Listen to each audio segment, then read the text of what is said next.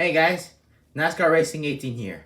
We have a NASCAR Authentics from the 2020 Wave 7. We have Kurt Busch's 2020 GearWrench Chip Ganassi car.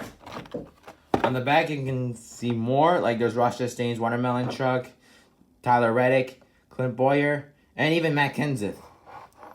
Let's get Tyler Reddick. Oh yeah, never mind. I thought it was something, but it was Matt Kenseth's Chase Delivery piece.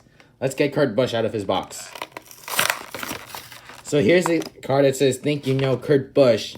And it's basically about these questions right here. So let me see here. Number one, it was 2014.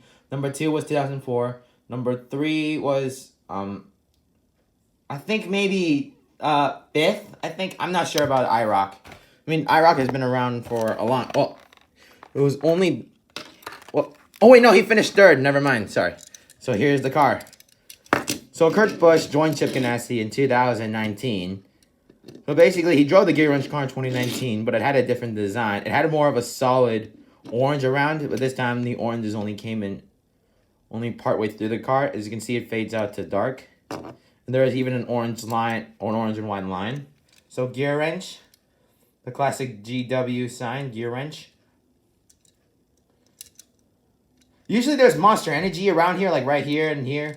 And here, but because, you know, NASCAR Authentics and because of sports drinks, they decided not to put up there.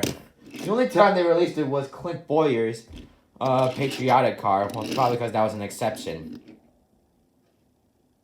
And that's about it. Well, guys, thanks for watching this episode, and more will be out soon. Thanks for watching.